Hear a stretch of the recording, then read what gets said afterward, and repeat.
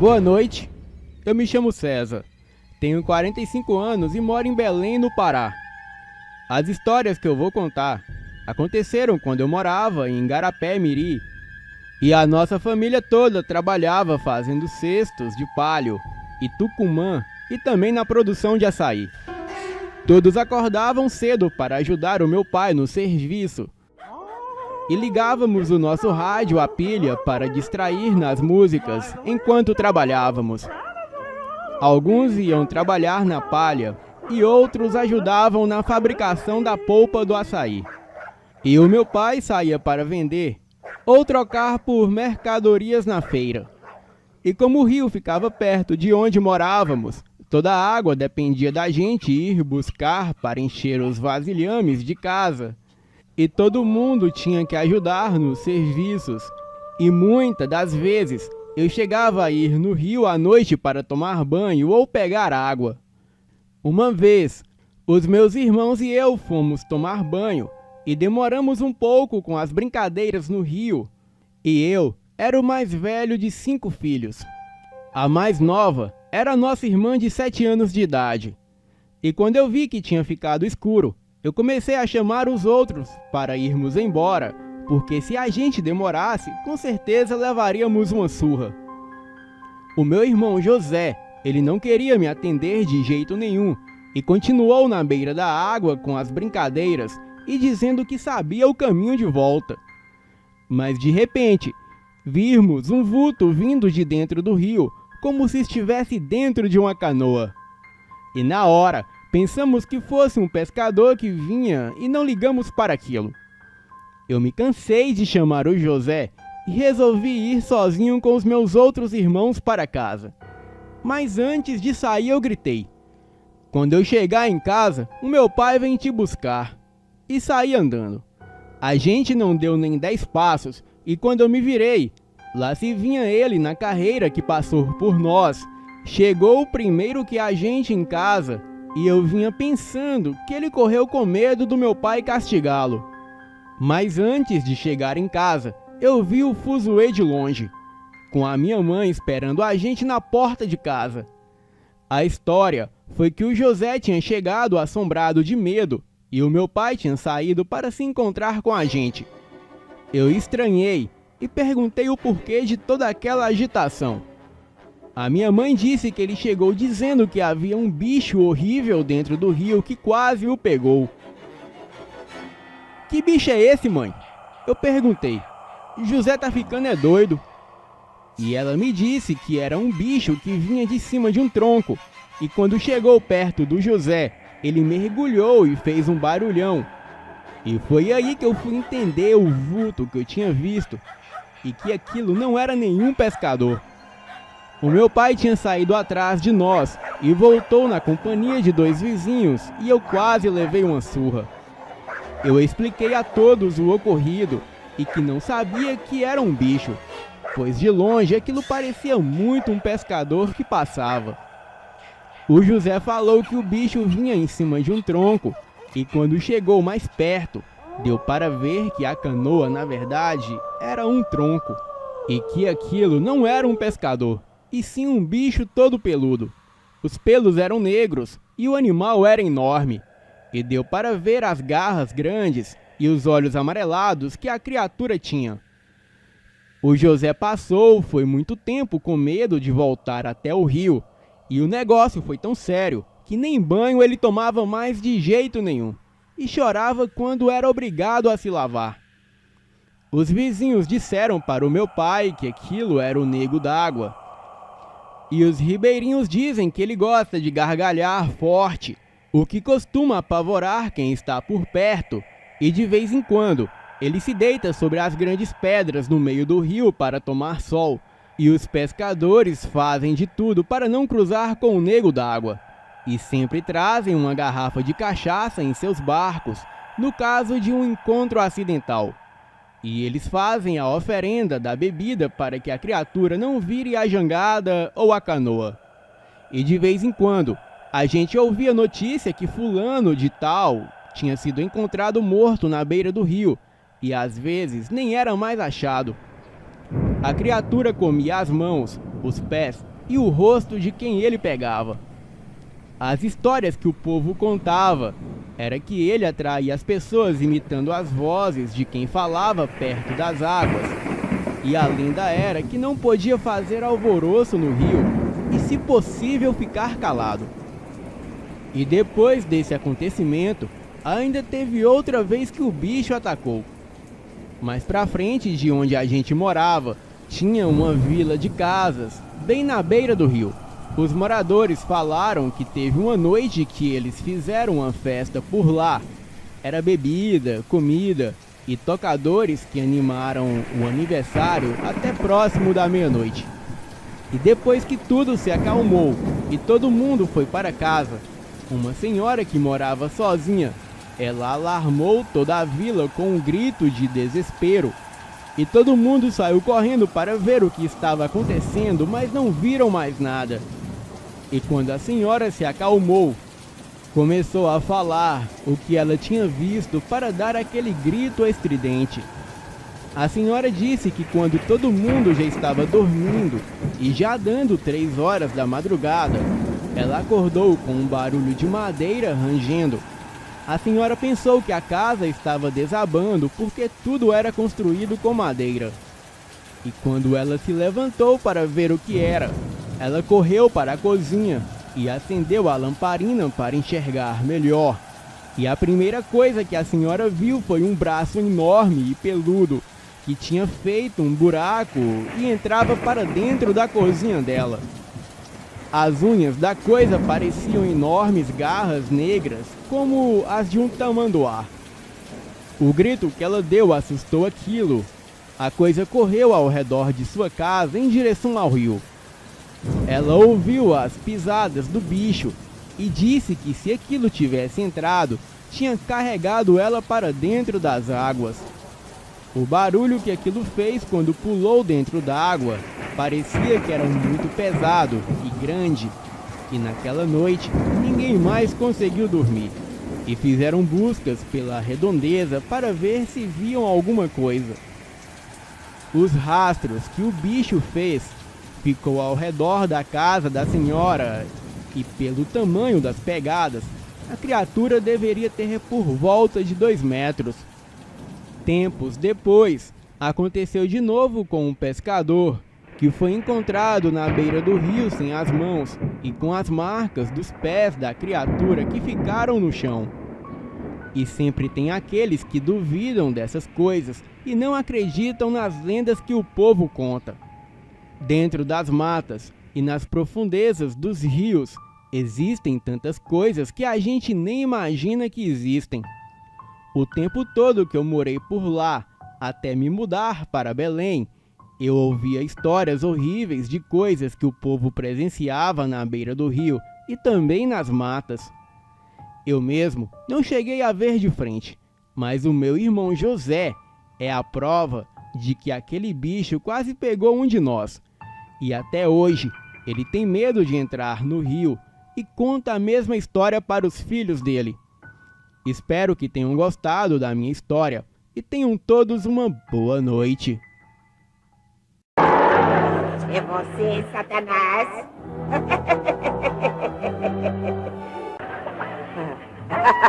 É você, Satanás!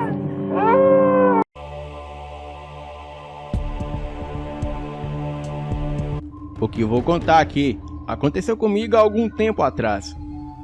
O ano era 1969 e eu era uma garota de 10 anos, contente em ir visitar a minha família com a minha tia favorita, a tia Ruth, no interior de Minas Gerais. Era a minha primeira viagem para longe de casa e só de pensar em estar em um avião já me deixava empolgada. Nós íamos ficar na casa da minha tia Lúcia, que morava no campo.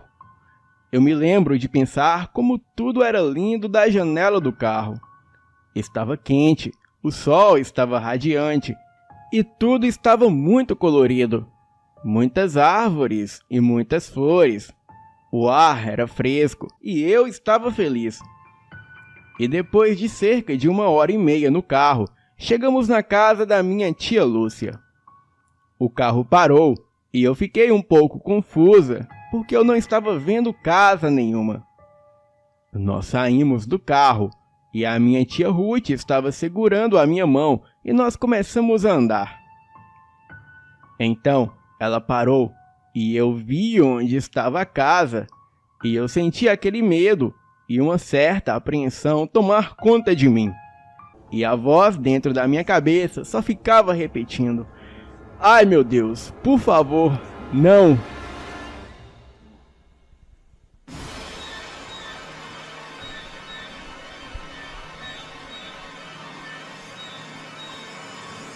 Não sei como, mas eu sentia que alguma coisa maléfica espreitava por aquele lugar. A casa da minha tia Lúcia ficava em um desnível no chão.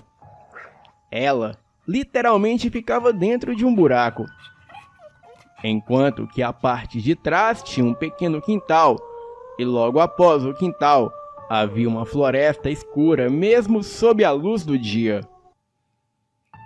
O que da casa não estava cercado pelas paredes da encosta, estava cercada por aquela floresta escura. E apesar do lado de fora da casa ter me aterrorizado, o interior dela era bem aconchegante. E enquanto a minha tia Ruth se instalava e botava a conversa em dia com o resto da família, eu fiz amizade com o meu primo Hernano. Ele parecia não se importar em brincar com uma garota. Então ficamos juntos o tempo todo.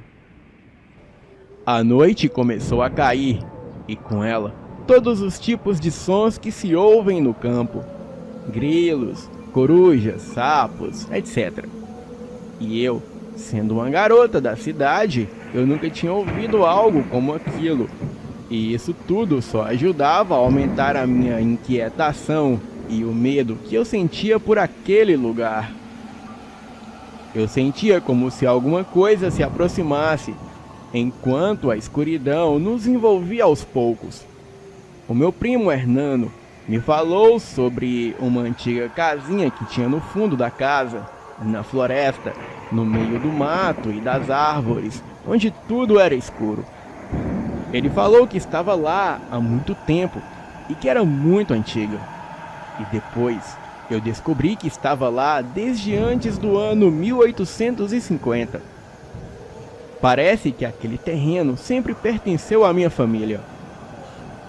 Ele falou que a minha tia Lúcia tinha proibido ele de chegar perto daquela casinha. E ele falou que sempre quis saber o que tinha de mais ir para lá.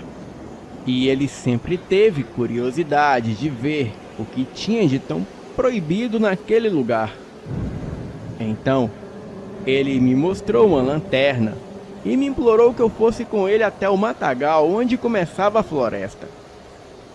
Eu estava aterrorizada com a ideia de ir lá fora, mas eu não queria parecer uma garotinha assustada. Então eu concordei e nós fomos. Nós seguramos as mãos um do outro e fomos na direção do fundo da casa. E estava tão escuro que as minhas pernas estavam literalmente tremendo. Andamos bastante e então o Hernano iluminou a floresta à nossa direita com a lanterna e falou que a casinha estava perto. Eu mal conseguia ver ela. Era um bloco cinza de cimento com uma abertura na frente. Parecia um túmulo.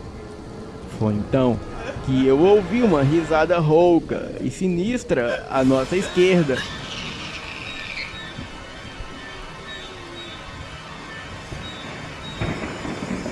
O Hernano iluminou a área de onde o som veio, e lá estava a coisa mais grotesca e horrenda que eu já tinha visto na minha vida. Era uma coisa pequena, mas não tinha mais do que 1 metro. Tinha uma pele marrom, esverdeada e parecendo estar meio ressecada, com grandes olhos vermelhos e uma boca enorme. Ele ficou ali parado, com a mão esquerda agarrando uma árvore, enquanto a mão direita nos chamava para chegar mais perto. Então, ele pulou para a escuridão. Eu estava em estado de choque e não conseguia me mover. E então nós ouvimos outra risada igual vindo de outra direção. Daí, olhamos e vimos outra criatura igual àquela na porta da casinha e também fazendo movimentos com as mãos para que chegássemos mais perto, enquanto soltava aquela risada diabólica.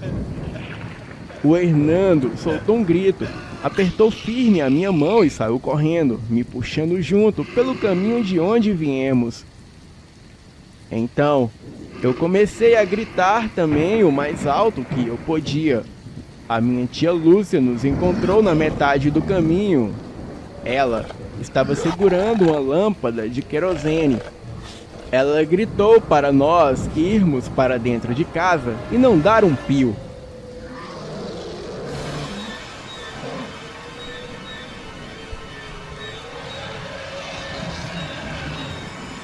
Nós quase quebramos a porta enquanto entrávamos em casa.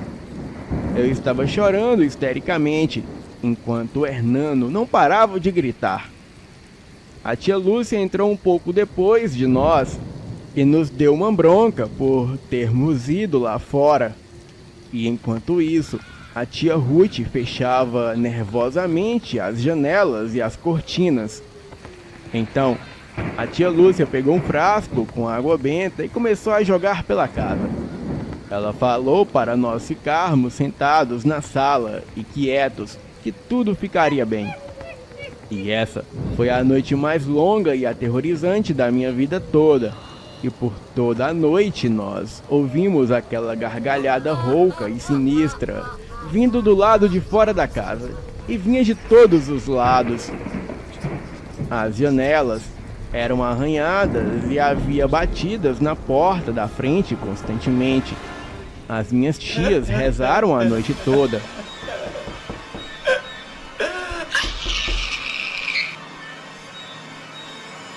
E na manhã seguinte, a minha tia Ruth me levou para a casa de outro parente, e foi lá que nós ficamos as 2 semanas seguintes. Eu nunca mais voltei para a casa da tia Lúcia, e ninguém nunca me explicou nada sobre o que aconteceu naquela noite. Agora, eu já sou uma mulher crescida, e há alguns anos atrás, algumas histórias apareceram na mídia sobre uma criatura que estava ligada à morte de alguns animais, que amanheciam completamente sem sangue nenhum no corpo e com furos no pescoço. O meu sangue gelou quando eu vi um desenho da criatura, e a minha memória me levou de volta àquela noite na casa da minha tia Lúcia, onde eu vi aquela criatura estranha. Eu sei o que vi, e as semelhanças não eram coincidências. Será que naquela noite eu tinha visto o chupa-cabra? Eu só sei que aquilo tudo era algo além da imaginação. Boa noite. É você, Satanás?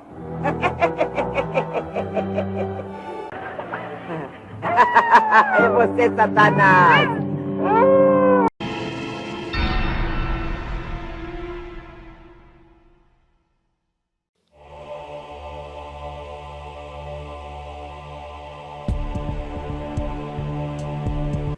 Boa noite, o meu nome é Joaquim, eu tenho 50 anos e gosto de contar para os meus netos alguns causos, principalmente sobre acontecimentos que envolvem o sobrenatural, e muitos desses causos eu escutei de pessoas mais velhas, porém, em especial foi vivenciado por mim no ano de 1984, e por ter sido uma experiência tão marcante, até hoje eu me recordo de todos os detalhes.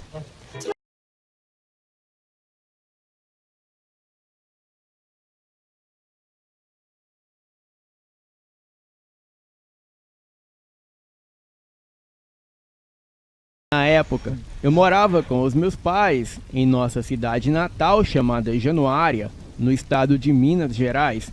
E como toda criança da época, eu passava muito tempo brincando na rua. E foi durante a brincadeira de esconde-esconde em uma noite que eu tive essa experiência sobrenatural. No começo da noite, os meus amigos e eu estávamos brincando com uma bola no meio da rua, mas alguém a chutou e a bola caiu no quintal de um senhor chamado Ernesto. Só que naquela noite não tinha ninguém na casa dele. E além do muro ser muito alto, ainda tinha alguns cães muito valentes da raça Doberman. E assim, a gente teve que interromper a nossa brincadeira. Mas como ainda era cedo da noite, um dos meus amigos teve a ideia da gente brincar de esconde-esconde.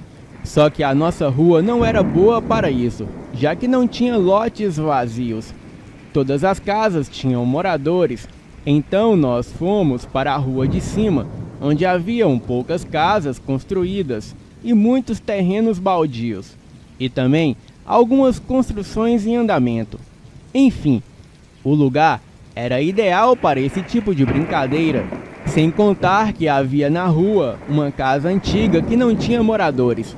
E pelo jeito a casa era mais antiga do que o bairro, mas de vez em quando algumas pessoas apareciam para limpar a casa por dentro e também por fora, já que na frente da casa tinha um jardim e algumas árvores. Começamos a brincar e como alguns dos meninos tinham medo daquela casa, eu resolvi me esconder nela, pois dificilmente eu seria encontrado. E junto comigo estava outro menino que morava em minha rua, chamado Arthur.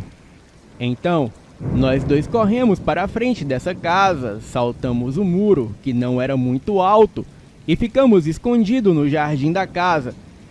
Eu tive a ideia de dar a volta por um corredor lateral e me esconder no quintal, mas o Arthur preferiu ficar escondido na parte da frente. E quando cheguei na parte de trás, eu descobri que a porta dos fundos estava apenas encostada, e quando a empurrei, ela se abriu totalmente. E apesar de ser noite, as janelas da casa eram de madeira e com vidros que deixavam a luz da rua entrar, fazendo com que lá dentro não ficasse totalmente escuro. Então passei pela cozinha e cheguei na janela de frente e vi o meu amigo abaixado atrás do muro. Eu chamei por ele, porém, ele pareceu não me ouvir. Então eu decidi explorar a casa sozinho. Na sala havia alguns móveis bem antigos e na casa tinha alguns quadros com retratos de pessoas, porém eram apenas os rostos e o busto que ficava nas gravuras.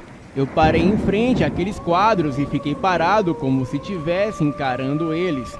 Então eu tive a impressão que um dos rostos se moveu. E quando isso aconteceu, eu corri para a cozinha, mas para minha surpresa, a porta agora estava trancada e eu não conseguia abrir de maneira alguma. Eu nem olhava para trás, pois temia ver algo macabro. Porém, o ambiente começou a esfriar e do nada, a parte de dentro ficou uma atmosfera gelada. Eu me virei, mas eu não vi ninguém. Eu tentei abrir uma das janelas de um dos quartos, que era um total de 3 quartos, mas estavam trancadas. Então eu voltei para tentar abrir a porta e ouvi um barulho vindo de dentro do banheiro que ficava no final de um corredor. E o barulho parecia como se fosse água saindo de uma torneira. E por isso eu saí correndo para a sala e fiquei com as costas apoiadas na porta, olhando para o início do corredor, pois na minha mente, a qualquer momento, algo sairia de lá. Então, eu tomei um susto ao ouvir uma batida do lado de fora, e em seguida, eu ouvi a voz do Arthur me chamando. E quando isso aconteceu, eu vi a porta dos fundos se abrir lentamente. Eu respirei fundo e fui correndo até ele. E depois eu saí e dei a volta no corredor. Eu ainda pensei em falar o que havia acontecido, mas quem acreditaria em uma história dessas? Voltamos para a nossa rua, e aquela noite eu não consegui pregar os olhos, e só adormeci quando o sol já estava nascendo. E como eu estudava no período da tarde, a minha mãe me deixou dormir até às 10 horas da manhã, e naquele mesmo dia, quando eu estava voltando da escola, eu percebi que na rua próxima a que eu morava, havia uma pessoa andando pela calçada, a cerca de mais ou menos uns 50 metros na minha frente. Até então, eu não tinha percebido nada de estranho, só que a pessoa parou e ficou como se estivesse me esperando. E naquele momento, além de mim, 2 outros amigos estavam comigo. Um deles era o Arthur e o outro se chamava Josimar. E como eu não estava sozinho, eu continuei andando, mas ao passar pela pessoa, eu descobri que o rosto daquela mulher era idêntico ao rosto da mulher do quadro que eu tinha visto na casa da rua de cima. E naquele momento eu senti um arrepio e o medo tomou conta de mim, mas eu não falei nada. Continuei andando. Só que depois de dar alguns passos, eu olhei para trás e não vi mais a mulher. Eu perguntei aos meus amigos se eles perceberam como aquela mulher era muito estranha. Então o Arthur olhou para o Josimar e perguntou: "Que mulher, cara?" Eles brincaram falando que eu estava ficando louco. Bem, eu desconversei e alguns metros mais à frente eu atravessei a rua e entrei para a minha casa.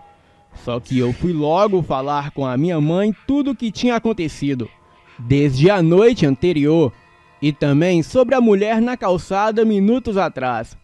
E na mesma hora a minha mãe me chamou para rezar, pois ela achava que alguma entidade maligna que habitava a casa estava me perseguindo.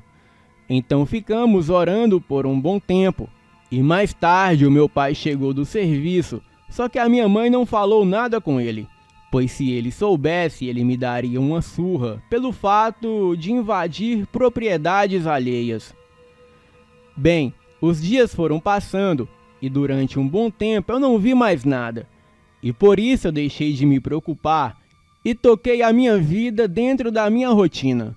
Só que no final do ano a minha família foi passar o Natal na casa da minha tia Laura, irmã da minha mãe, e a casa dela ficava em uma rua próxima à minha, e por isso fomos caminhando a pé mesmo. E quando a gente estava passando em frente àquela casa antiga, eu tive uma sensação estranha, um aperto no coração e falta de ar. Só que essa sensação demorou apenas alguns segundos. E depois que nos afastamos da casa, eu olhei para trás e vi uma sombra de uma coisa deformada em cima do telhado. A minha avó estava com a gente e na hora eu comecei a tremer de medo. A minha avó percebeu e me perguntou o que estava acontecendo. Eu apontei para o telhado da casa e mostrei para ela.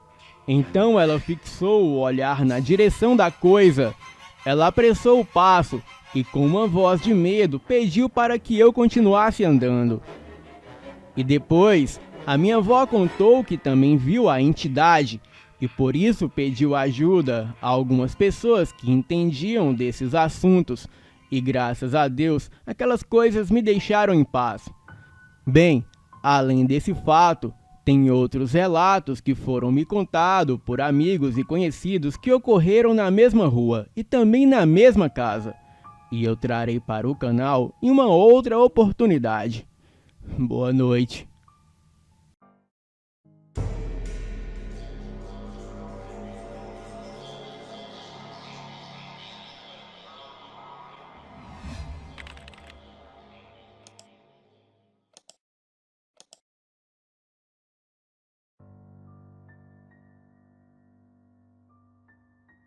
Eu tinha quase 14 anos quando me deparei com aquela criatura enorme me olhando de dentro do milharal.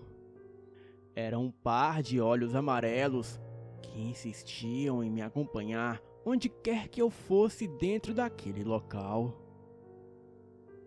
Mas para explicar melhor, eu vou contar uma história para vocês. Bem, eu me chamo Maxwell e sou natural de Palmas, no estado do Tocantins. E moro em um interior, perto da capital onde nasci, me criei e moro até hoje. Cresci ouvindo meu pai me contar histórias sobre coisas da mata, coisas de saci, boitatá e curupira. Além disso, ainda tem um tal de pé de garrafa que ele sempre contava.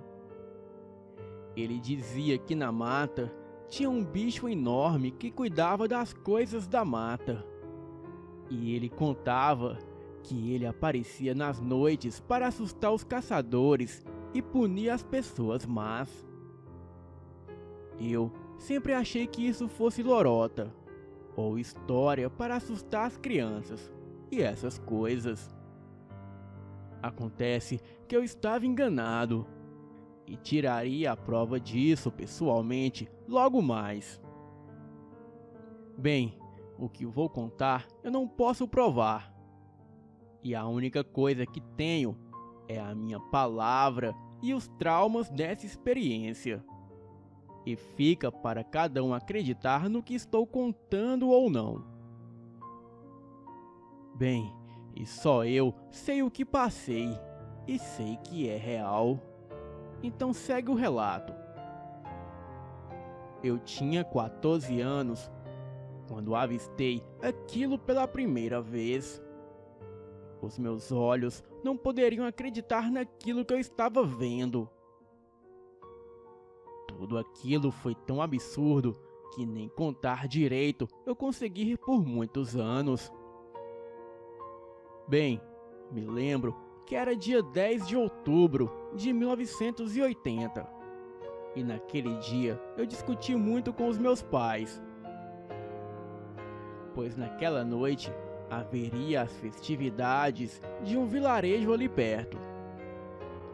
Mas os meus pais insistiam que eu não deveria ir, pois eu era muito novo e não poderia ficar na festa, pois a mesma terminaria muito tarde. Eles brigavam de um lado e eu retrucava do outro, e assim foi todo dia até o cair da noite. E por volta de 6 da noite, os meus pais começaram a se arrumar para ir à festividade a qual eu não poderia ir. Enquanto eles se arrumavam, eu esquematizava a minha fuga escondido para ir à mesma festa. Mas para dar certo, eu precisava que eles saíssem cedo, para eu ter tempo de organizar tudo. Eu esperei que eles saíssem de casa para poder organizar o meu esquema. Fiquei quieto, olhando eles se arrumarem, até que o meu pai veio até mim e disse: "Olha, nós vamos sair, e você fica em casa. Cuide das coisas e não me desobedeça. Pois se você se comportar, eu deixo você ir para o riacho amanhã." Eu apenas acenei com a cabeça e entrei para o meu quarto. Fingi estar chateado para que os meus pais não desconfiassem de nada. E quase 10 minutos depois dos meus pais saírem, eu comecei a me arrumar. E para não dar de encontro com os meus pais, eu decidi que iria por dentro do mato mesmo.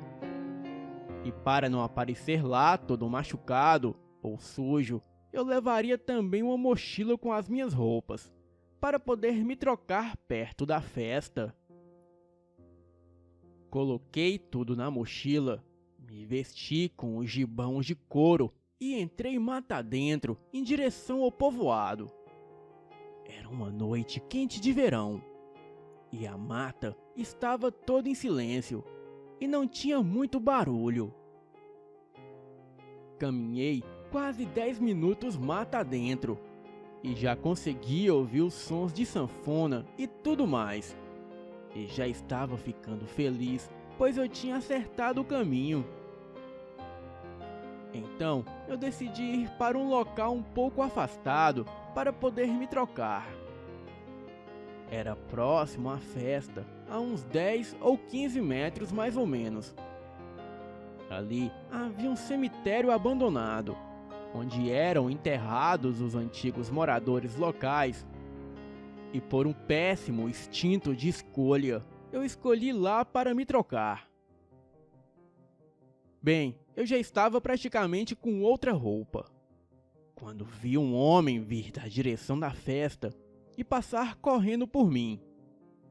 Ele parecia estar apressado ou com muito medo, eu não sei bem. Mas por muita curiosidade, eu decidi segui-lo para saber do que se tratava. Ele correu até a beira de um riacho que era a nascente de um rio que passava ali perto.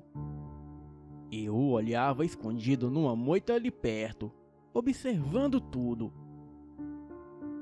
Aquele homem estava ofegante, como se estivesse corrido por quilômetros. Mas pelo que notei, ele vinha da festa bem ali próximo. E nós estávamos a mais ou menos uns 100 metros do cemitério que ficava ali perto. Então, ou ele estava passando mal, ou sei lá o que poderia ser aquilo. Bem, eu já ia chamar a atenção dele. Ia perguntar se precisava de ajuda ou algo do tipo. Mas uma voz, ou meu instinto, sei lá, começou a me dizer para eu ficar ali, quieto, e não me mover um músculo. Aquele homem começou a rasgar suas roupas e a gritar e urrar batendo no chão e nos peitos.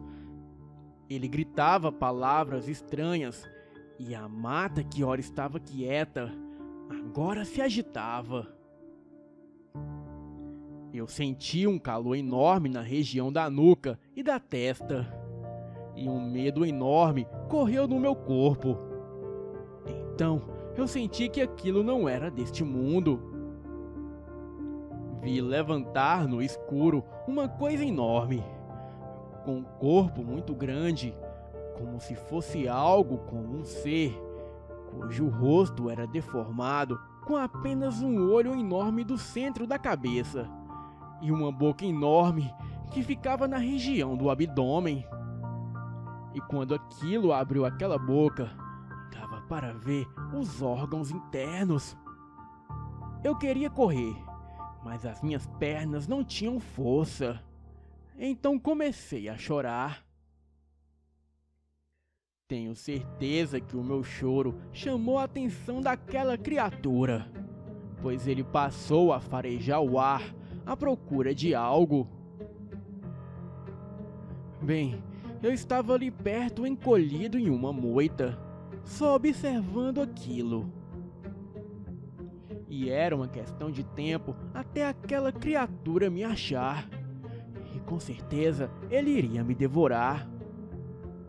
Então, na loucura, eu apanhei uma pedra que tinha ali próximo e taquei na cabeça do bicho. Aquela coisa deu um grito de dor.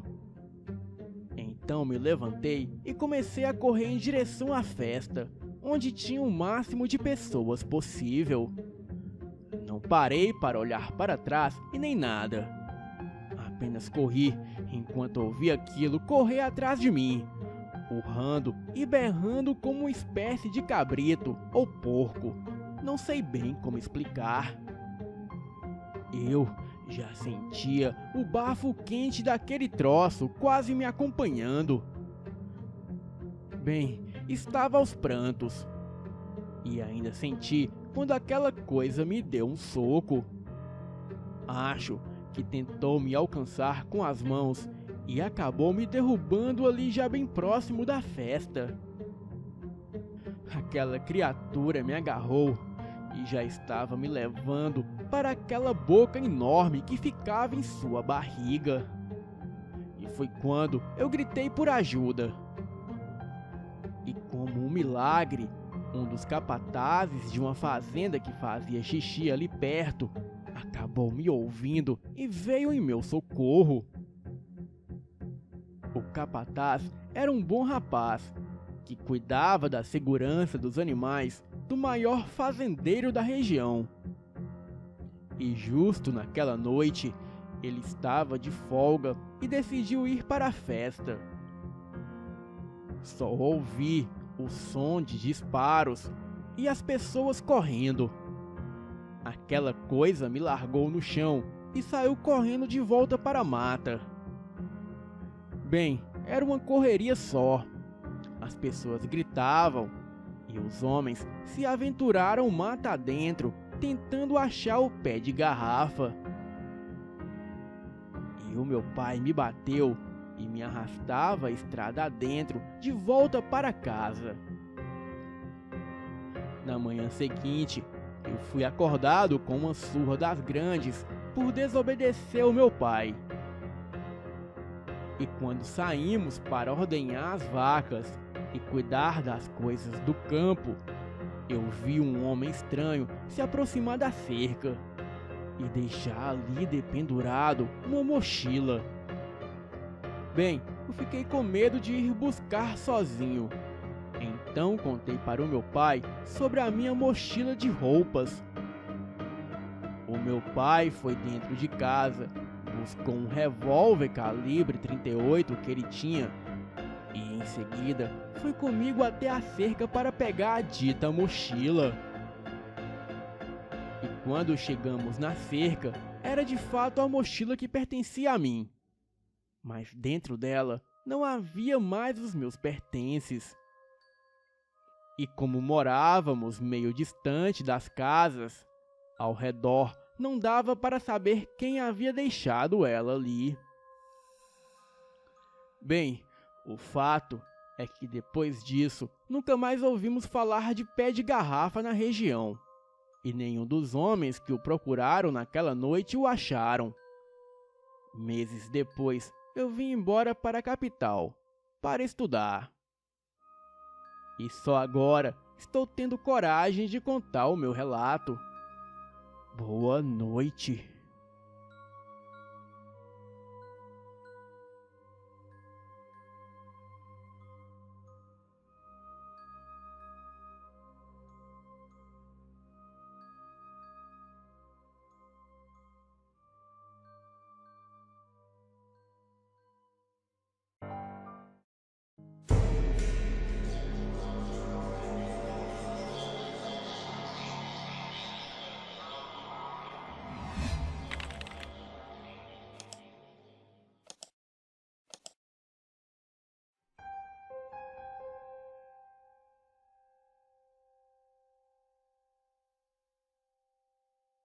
O meu nome é Isabela.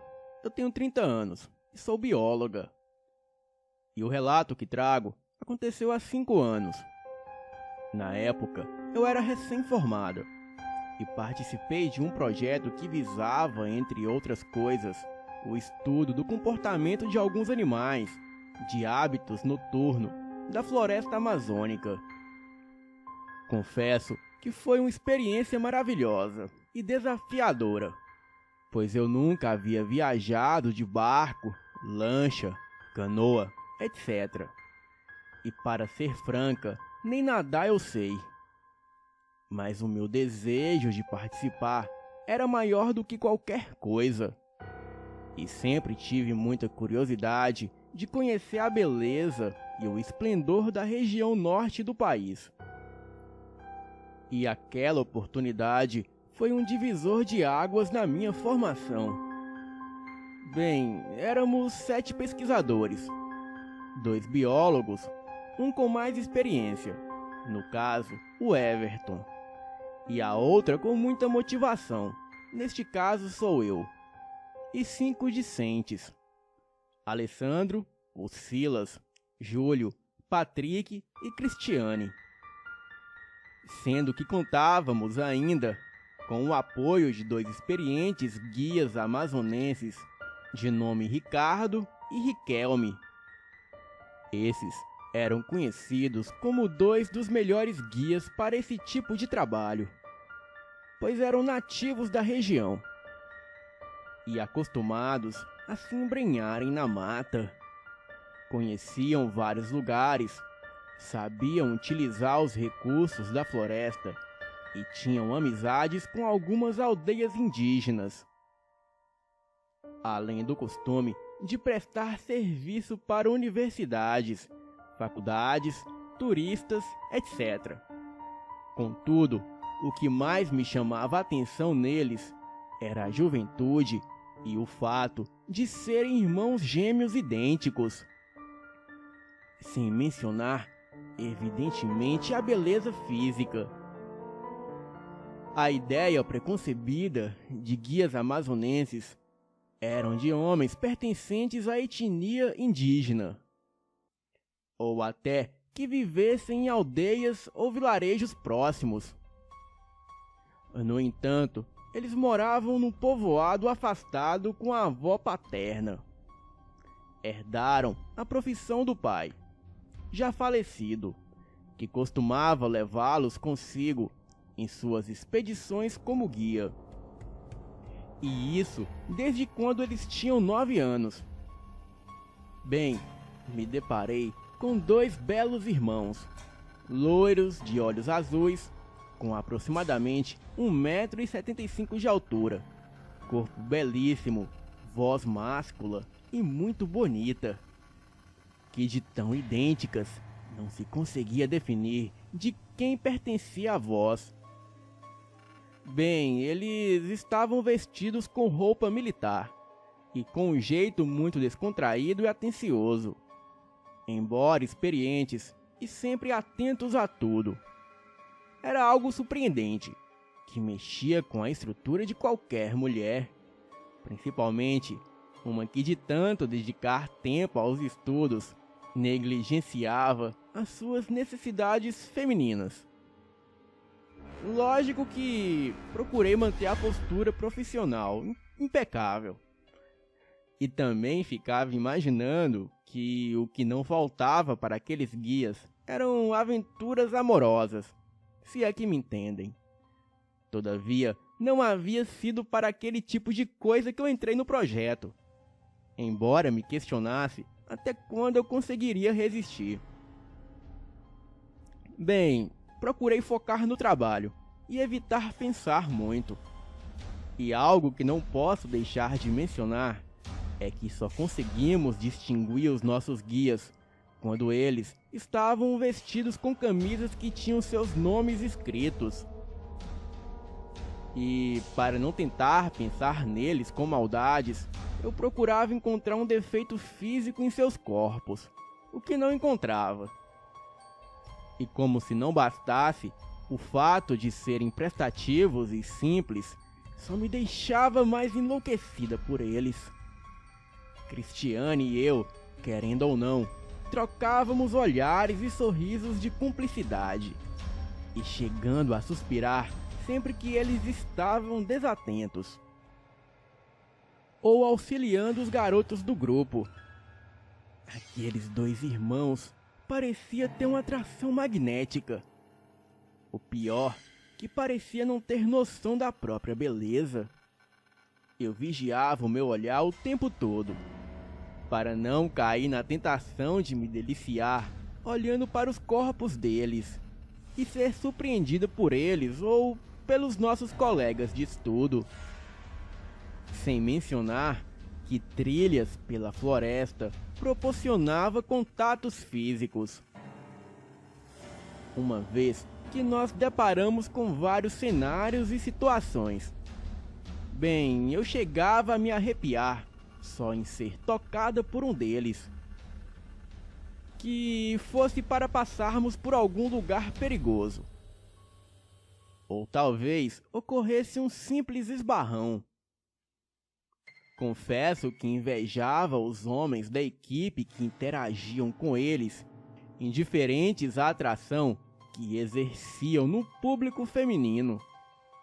O pior era que o jeito simples, solícito e bem-humorado deles só pioravam os instintos naturais femininos.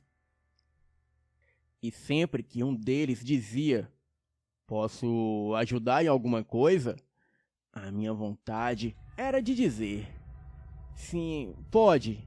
Arrasta-me para um canto qualquer e mata o meu desejo." Neste momento, eu suplicava a Deus que me desse decência e segurasse o meu facho.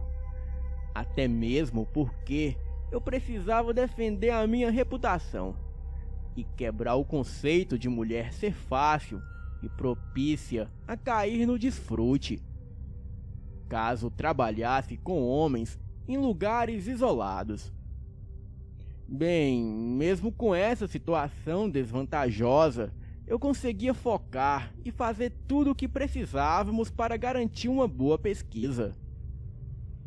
Um trabalho crucial foi a instalação de câmeras fotográficas automáticas e até de vídeos em várias áreas da floresta para a visualização dos animais.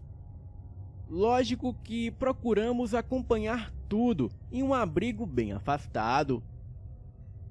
Bem, foi em nossa embarcação, para encurtar a conversa. Sim, conseguimos observar o que pretendíamos. E até fomos surpreendidos com coisas realmente inesperadas e fascinantes.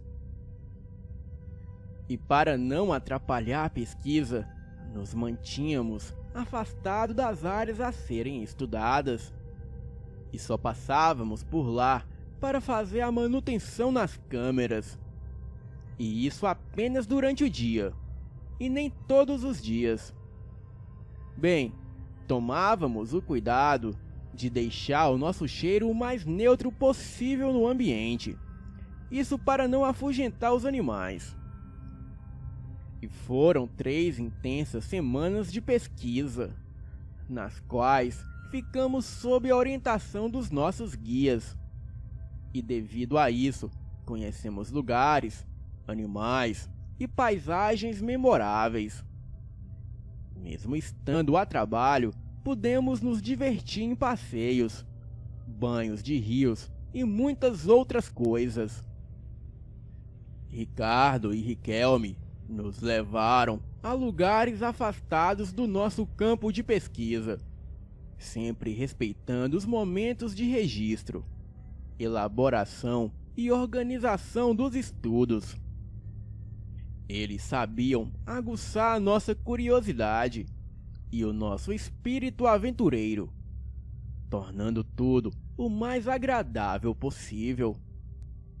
E como mulher, eu me sentia realizada.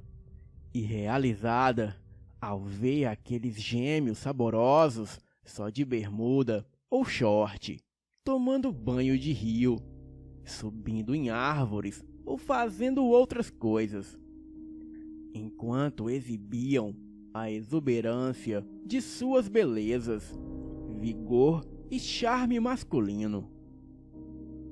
E com a convivência, Cristiane e eu nos tornamos cúmplices e desabafávamos que estávamos a ponto de enlouquecer, pois não havia um só defeito físico naqueles irmãos loirinhos, branquinhos e musculosos, bem diferente dos nossos colegas de trabalho, que eram barrigudos, baixinhos e pernas finas, com peles marcadas por espinhas e cravos, traseiros batidos e miudinhos no meio das pernas, impacientes durante a adversidade ou metidos a sabichões. Já os nossos guias eram esbeltos, porém com um corpo bem definido por músculos, rosto belíssimos e quase sem pelos, com um sorriso lindo e natural, jeito viril e meio selvagem, braço e peitoral bem definido, abdômen retinho e com gominhos de músculos tentadores, bundundinhos com um baita volume dianteiro entre as pernas, coxas e pernas grossas, peludinhas e definidas. Eram meio cambotas, o que conferia a eles um charme másculo no andar. Sem mencionar que não eram de dar chiliques e resolviam qualquer adversidade com bom humor. Sabiam se virar, improvisar, pescar, cozinhar e construíam fornos com pedras e gravetos para assar os peixes. Sabiam fazer repelentes contra mosquitos usando matéria-prima da floresta e eram excelentes nadadores. Subiam em árvores com muita facilidade e sabiam interpretar e distinguir os sons da floresta. Previam até o horário de chuvas, já que ali chovia todos os dias. E gostavam de contar lendas do folclore da região. Enfim, pois mesmo numa floresta, sabiam entreter e manter um clima muito leve no ambiente. Confesso que perdi as contas de quantas vezes suspirei por eles, Impressionantemente, eles eram tão parecidos que, mesmo com o passar dos dias, eu não conseguia diferenciar um do outro. E eram mesmo como duas versões de uma mesma pessoa. Silas, que era o mais brincalhão do grupo, inventou um apelido para eles, B1 e B2. E o mais estranho foi que eles levaram o fato na esportiva e não se incomodaram. Então, logo o apelido pegou. Pegou tanto que ninguém mais sabia quem era o Riquelme ou o Ricardo. E eles mesmos se referiam como B1 ou B2 quando nos confundíamos. Bem, e justamente neste contexto que terminamos os dias de registro em vídeo. E faltava apenas um dia para encerrarmos a pesquisa de campo.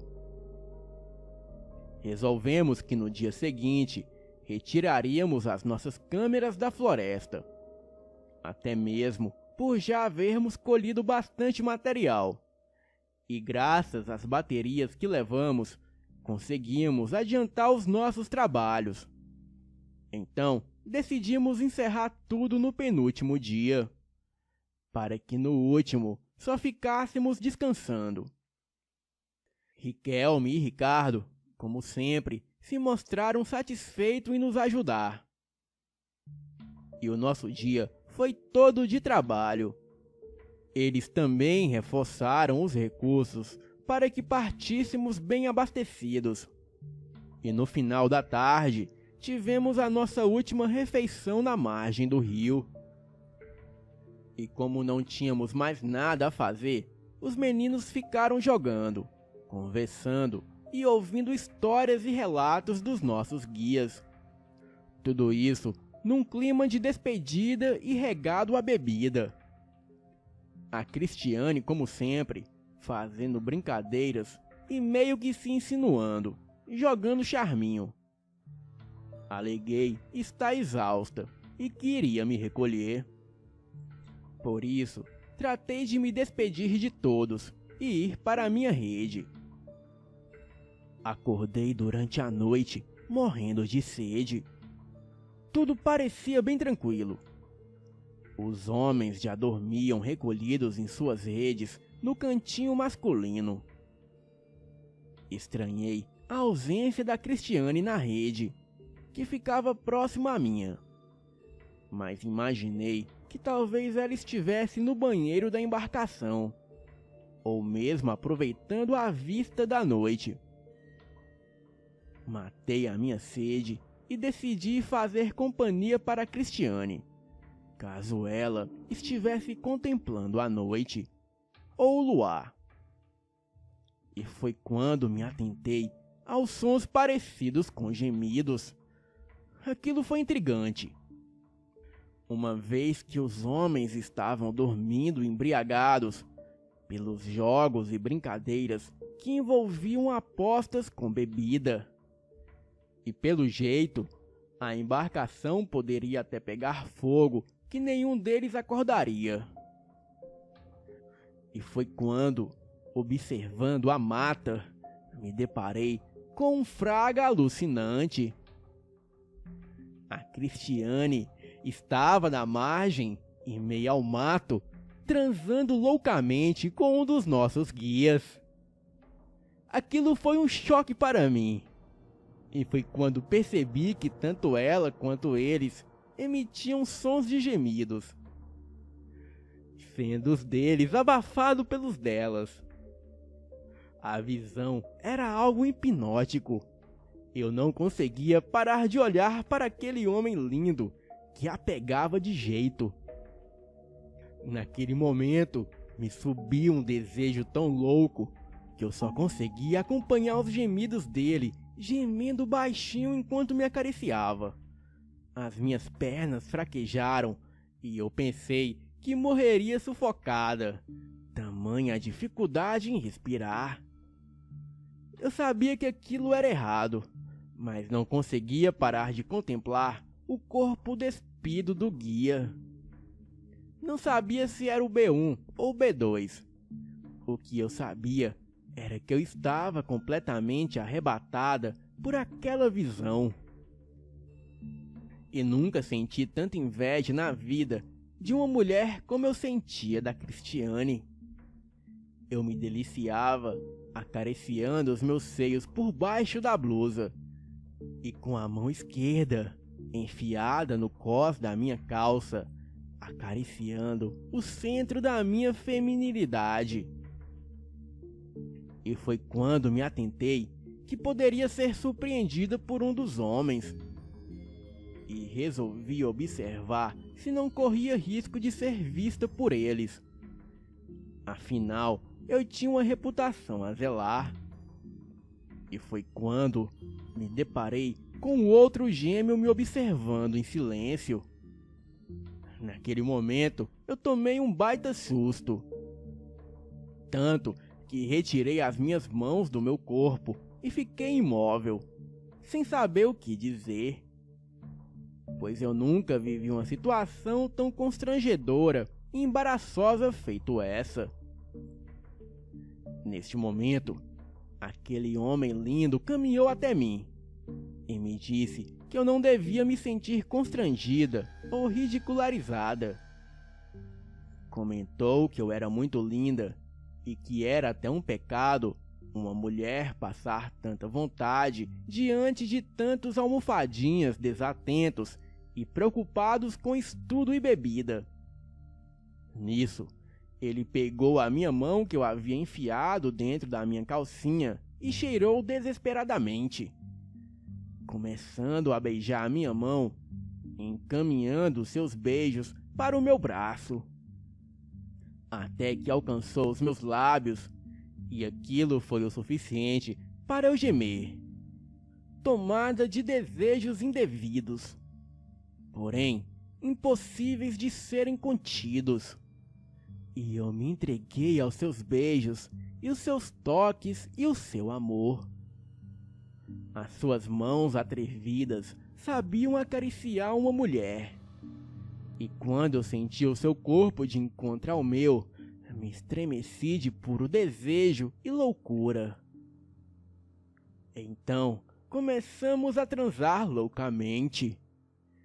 Ele comentou que o irmão era muito imprudente em ficar com a Cristiane na margem, onde os gemidos de ambos poderiam alcançar a embarcação. E devido ao luar, eles poderiam ser visualizados em meio à mata. Diante disso, ele me falou de um bananal mais afastado, onde poderíamos ter mais privacidade. Bem, eu não me fiz de rogada e concordei com desespero. Íamos para o segundo round, e chegando ao local, eu fui logo tentando arrancar a camisa dele. Ao que ele sorriu. Nisso, eu perguntei qual dos dois gêmeos ele era. Ao que, sorrindo, ele perguntou se era realmente importante eu saber daquilo. Enlouquecida, eu disse que não. E já fui pegando no salame delicioso, bem marcado, no meio das pernas dele. E nisso, nos entregamos ao desejo e loucura, e transamos loucamente em várias posições, e em todos os buracos possíveis. Eu gemia alucinada, enquanto ele empurrava com vontade, e me revirava do avesso. Nunca imaginei viver algo tão louco e intenso. Bem, eu não tinha o costume de gemer, mas eu estava tão alucinada que delirava de prazer sentindo aquela tora de carne comprida e de enorme calibre me invadindo loucamente em todos os orifícios possíveis. O meu corpo adormeceu de prazer de tal maneira que eu já nem sabia mais se ele cutucava na frente ou atrás. Ficamos naquela loucura deliciosa por um tempo indeterminado. E foi quando o urro terrível e assustador sobrepôs o barulho da mata, de modo que até os pássaros se assustaram e saíram revoando pela mata. e naquele momento eu me assustei. E para piorar, os urros se aproximaram justamente com os passos pesados. Apavorada, eu perguntei a ele o que era aquilo. E diante disso, ele comentou preocupado que só poderia ser uma pinguari. E já foi recolhendo as minhas roupas e me pedindo para eu não fazer barulho e tratar de me vestir. Tentei protestar, alegando que estava toda melada do prazer dele, tanto na frente quanto atrás.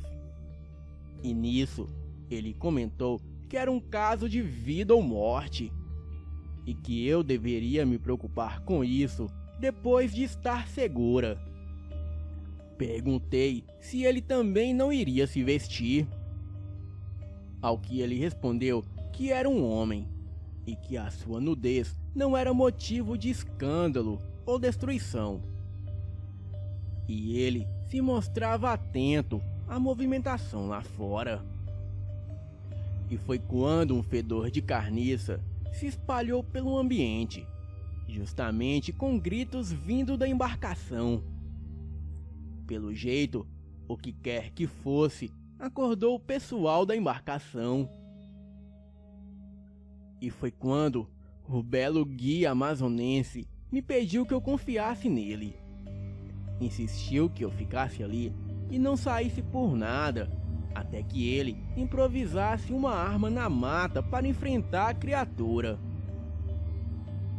Depois disso, ele saiu do bananal já correndo para a mata, e eu tremia de medo, mas procurei confiar nele. Com algum tempo que ele entrou no meio dos enormes arbustos, eis que de lá saiu uma fera assustadora, uma mistura de gorila e cão, com cheiro de enxofre e carniça que impregnou o ar. O bicho passou tão rápido que eu pensei estar tendo alucinação de pavor. E contudo, ele correu para a área que ficava próximo da embarcação. E foi quando percebi que os meus colegas gritavam coisa do tipo: "O que é isso, meu Deus? De onde surgiram esses demônios?" Eu não me contive e decidi me aproximar com cautela. Saí do meio do bananal e fui atalhando pelo outro lado do caminho.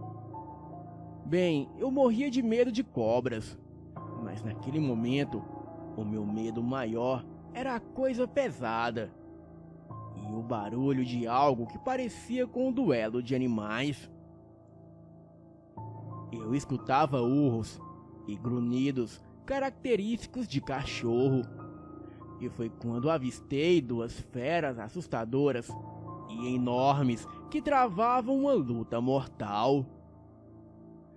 Uma chegava a aproximadamente 3 metros de altura, de cabeça relativamente pequena, com o corpo coberto por pelos castanhos avermelhados, os braços alongados, corpo que lembrava o de um gorila, com pernas grossas e pés que lembravam de elefante.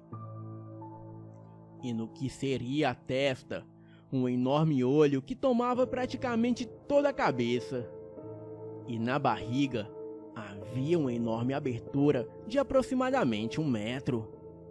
Esta era transversal e lembrava uma perereca de mulher, mas com 4 enormes presas e vários dentes pontiagudos. Sem dúvidas, era uma boca por onde o ser emitia os seus ruídos graves e estridentes. E este expelia um cheiro de terra e carniça, que era percebido quando ele ficava de costas para o lado que eu estava. O outro ser era uma mistura de cão e urso, porém era um pouco menor. Tinha aproximadamente 2 metros de altura, mas não se intimidava com a criatura grande. O seu corpo também era coberto de pelos escuros, e a cabeça era como de um cão, com orelhas pontudas, grandes presas que mal cabiam na sua boca. Os dentes eram ameaçadores, e da sua boca escorria uma baba. E este, semelhante ao outro, se mantinha sobre as duas patas com uma postura humanoide. Porém, as patas superiores terminavam com mãos que lembravam as de um ser humano, mas com enormes garras que lembravam os felinos de grande porte. As patas inferiores começavam com coxas que lembravam de um ser humano, porém tinha 2 joelhos em cada pata. O primeiro era como o padrão humano, mas o segundo, que ficava mais abaixo, era invertido. Os pés eram enormes e terríveis e grotescos. Os olhos vermelhos se fixavam na outra fera. E esta segunda criatura expelia um cheiro de enxofre e carniça. E eu só cheguei a confirmar que se tratava de uma pinguari e um cane do inferno quando pesquisei tempos depois. E as criaturas duelavam enfurecidos, um tentando intimidar o outro com patadas. Uma pinguari tentava abocanhar o cane do inferno, que tirava o corpo saltando e tentando atingir mortalmente o inimigo. Uma pinguari, por ser mais alto e ter as garras maiores, levava certa vantagem, mas tanto um quanto o outro retirava sangue e pelos da pele um do outro. Ambos urravam e a boca enorme do mapinguari se abria vibrando, babando e soltando um grito terrível e estridente. Apavorada, eu olhava para a embarcação onde os meus colegas de trabalho estavam. E todos eles, incluindo a Cristiane, observavam tudo abismado e gritando. Eu reparei que nem o B1 e nem o B2 estavam na embarcação. E eu soube tempos depois que o guia que estava com a Cristiane garantiu que todos ficassem seguros e correu para a mata em busca do irmão e de mim. Avisou que sabia como desviar a atenção da outra fera para manter o mapinguari ocupado e longe de todos. E de fato, antes que a fera alcançasse a embarcação, um cane do inferno apareceu e o desafiou. Eu me tremia de pavor, pois estava fora do barco e próxima daqueles monstros. E foi quando os meus amigos me viram e começaram a gritar para eu entrar no rio e voltar para o barco. E foi neste momento que um segundo cane do inferno apareceu, saltando nas costas do mapinguari e o atacando com fúria. O monstro soltou um terrível urro de dor e levou as duas patas para arranhar a criatura. Mas o bicho saltou antes de ser atingido. Era uma cena impressionante. E vendo que tinha o apoio de um parceiro, o primeiro cane começou a crescer na luta. E logo, os dois canes ficaram lado a lado. E seus olhos vermelhos começaram a emitir um brilho fosforescente. E aquilo pareceu desnortear o mapinguari, que começou a urrar, dando patadas no vento. E só quando tive oportunidade de estudar o comportamento de canes do inferno, que eu soube que naquele momento o mapinguari estava sob o efeito dos olhos hipnóticos desse tipo de lupino. Bem, foi quando os dois canes, vendo que o mapinguari já demonstrava cansaço, saltaram sobre o ombro dele, um pela esquerda e o outro pela direita. E contudo, o objetivo era acertar o enorme olho do mapinguari. O ataque dos lupinos foi certeiro e inesperado para o oponente, que teve o olho vazado. E então soltou um terrível urro de dor. O animal se debatia e chegou a rolar no chão. Enquanto isso, os canes o observavam. E com certo tempo, o Mapinguari se levantou enfurecido e, mesmo cego, tentava localizar e atacar os seus inimigos. E foi quando os canes se puseram atrás dele e, saltando sobre ele, atacaram seus ombros de uma maneira feroz e brutal. Eles usavam a boca e as patas no ataque e rosnavam enfurecidos. E foi quando presenciamos algo realmente grotesco. Os canes conseguiram arrancar os braços do Mapinguari, que, gritando de dor, se debatia enquanto o sangue jorrava. E aquilo foi realmente assustador. E foi quando eu deduzi que eu seria a próxima vítima das duas feras vitoriosas. Então, eu corri para o rio até que cheguei ao barco. De acordo com os meus colegas de trabalho, o segundo ataque dos canes foram nas coxas do Mapinguari. E pelo jeito, aqueles lupinos ou tinham um instinto e tanto para duelar, ou tinham uma consciência humana e se combinavam muito bem. E como foi reduzido a apenas um tronco gritante, o Mapinguari estava totalmente dominado. E numa atitude grotesca, os canes enfiaram na boca do Mapinguari tanto os braços dele quanto as suas pernas. A criatura, não sei se por um instinto de fúria, devorou as próprias patas superiores e depois as patas inferiores oferecidas pelos lupinos grotescos e sanguinários. Não é à toa que dizem que canes do inferno são o pior tipo de lobisomens e os mais cruéis. E quando o Mapinguari devorou seus próprios pedaços, os canes enfurecidos levaram as garras na imensa boca do bicho e forçavam, grunhidos alucinadamente, até que rasgaram a boca do animal. O Mapinguari gritava de dor, até que estalos de ossos foram ouvidos. E diante disso, o terrível monstro morreu, tendo seus restos mortais arrastados para a mata pelos dois canes, que chegaram até a devorar alguns pedaços da criatura.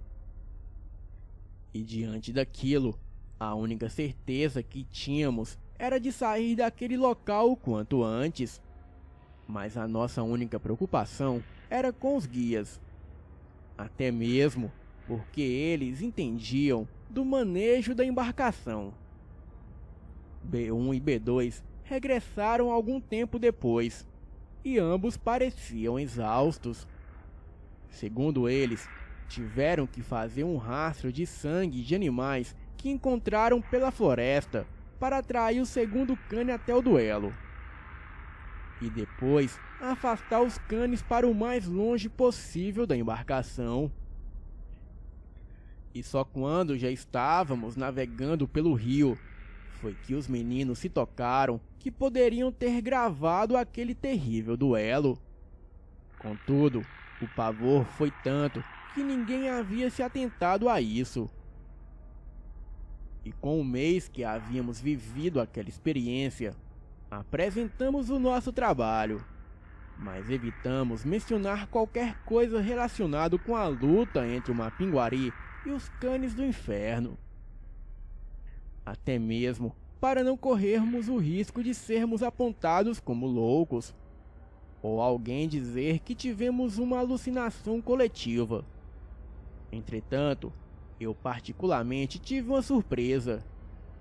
Descobri que fiquei grávida de um dos guias, mas não tive coragem de revelar nada. ou procurá-los, até mesmo por uma questão de caráter. Para mim, seria muito vergonhoso perguntar qual deles me engravidou. Bem, atualmente eu vivo para minha filha e para as minhas pesquisas. Conheci o Elite Oculta e qual foi a minha satisfação ao ver que é o único canal que aborda a subdivisão lupina de lobisomens de sina, lobisomens albinos e canes do inferno. E também o quanto expõe relatos de Mapinguari ou pé de garrafa. Agradeço sinceramente ao Fael pelo seu trabalho maravilhoso. Me tornei a maior fã do canal e o tenho como o melhor canal de relatos. Muito obrigado pela oportunidade. Boa noite.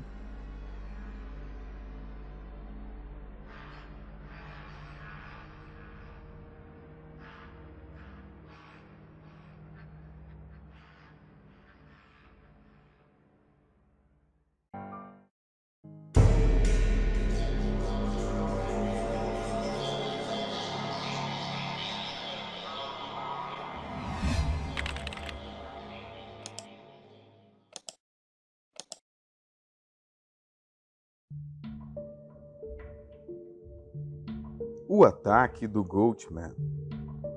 Olá, me chamo Sérgio, tenho 26 anos e ando acompanhando os relatos e histórias do canal.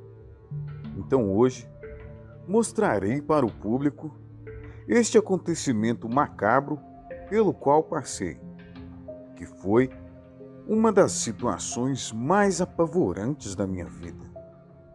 Bem, esse caso aconteceu comigo aos meus 16 anos. Em um certo dia, eu e meu pai estávamos em Recife, capital de Pernambuco. Neste mesmo mês, meu pai estava de folga do trabalho e eu estava de férias da escola. Então aproveitamos aquele belo domingo para passarmos um dia na chácara da minha avó. Pegamos o carro e fomos meu pai e eu para aquela chácara. Pegamos uma estrada de terra e após 1 hora chegamos no município onde se localizava a chácara da minha avó. Então, após mais uns 5 minutinhos, seguindo por uma estradinha de terra com o carro, finalmente encontramos a chácara. Chegamos na chácara, conversamos com a minha avó e eu fui para o meu quarto descansar um pouco, pois estava cansado devido à viagem. A chácara é razoavelmente grande, mas o casebre da chácara tem apenas 4 quartos, 2 no andar de baixo e 2 no de cima. Os cômodos são bem amplos, o que dá um ar sinistro para o lugar. Ainda mais devido ao chão ser todo de toco, inclusive a escada, a qual estala o tempo todo, dando a impressão que sempre há alguém subindo ou descendo. Por volta das 18 horas, acordo com o meu pai me chamando para o jantar. Estava com muito sono, mas a fome era grande. Então me levantei e fui jantar. E após a janta, fomos nos arrumar para dormir. E no outro dia de manhã, meu pai e meu tio se aprontavam para caçar na mata. E enquanto meu pai se aprontava, ele pediu para que eu fosse comprar pólvora numa mercearia que tinha por aquelas bandas. E quando eu perguntei para quê, ele falou que era para as armas. Então assim eu fiz. Bem, comecei o meu percurso até a cidade e ao chegar na mercearia, eu encontrei um grupo de homens bebendo cerveja e proseando. E foi aí então, escutei um deles falar que em uma noite de lua cheia, ele teria ido na mercearia da esquina para comprar cigarros e que quando ele estava no meio do percurso, ele teria dado de cara com um enorme bode negro. que, segundo ele, além do bode ter olhos vermelhos, ele também inspirava enxofre e andava feito uma pessoa. O homem, mesmo muito assustado, continuou seu caminho. Mas foi aí que o bode virou para ele e pediu um cigarro.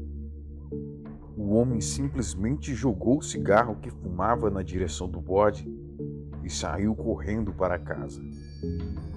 Bom, achei a história bem curiosa, mas não dei muita importância para isso, pois já sabia que gente de interior já era acostumada com essas histórias de assombração, e por mais que muitas dessas histórias sejam reais, muitos gostam de aumentar os fatos ocorridos.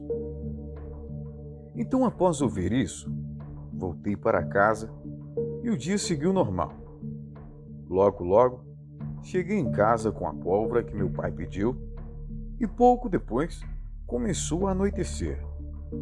Era uma noite de lua cheia e ventava muito. E foi quando meu pai, meu tio, já saíram para a caçada. Mas antes deles cruzarem a porteira, eu simplesmente perguntei ao meu pai se eu poderia ir junto com eles. Após isso, meu pai parou por uns 3 segundos e rapidamente falou que permitiria que eu fosse junto com eles. Porém, entretanto, que eu nem pensasse em usar arma nenhuma. Porém, para que eu não ficasse sem nada, o meu pai me deu um facão. E assim fomos, meu pai, meu tio e eu, para aquela caçada. Logo chegamos na mata e começamos a caçar. E após alguns minutos, em uma espera, já tínhamos conseguido capturar um porco selvagem. E então, satisfeitos com o tamanho do bicho, nós começamos a se preparar para voltar para a chácara. Mas foi quando a mata começou a esfriar de repente. E logo após esse acontecimento estranho, um forte vento começou a vir do norte, e era tão forte que até inclinava toda a vegetação. Até ali, não sabíamos o que estava acontecendo. Foi quando meu pai disse que provavelmente viria uma forte chuva.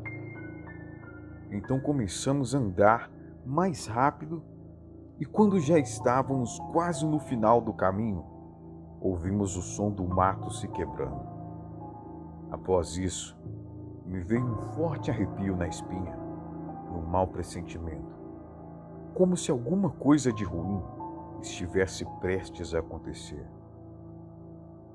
Após alguns segundos, todos nós vimos uma criatura muito estranha, que talvez seja uma das criaturas mais horrendas que já presenciei em toda a minha vida. Aquela figura tinha um corpo humanoide, com uma cabeça de bode e chifres, e logo abaixo das suas pernas curvadas tinham cascos. Meu pai, ao ver a criatura, disse: "Meu Deus, o que é isso?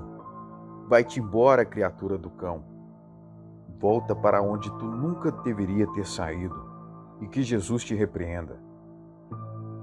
Aquela coisa começou a rir, e logo começou a berrar, e em seguida começou a rodopiar. Meu tio encheu a criatura de bala, que rapidamente saiu saltitando e dançando para o meio do mato, e em seguida desaparecendo das nossas vistas. Então, após esse acontecimento, voltamos apavorados para casa. E enquanto voltávamos, ouvimos aquela coisa rir e cantar com a boca fechada, fazendo apenas aquela interpretação de som.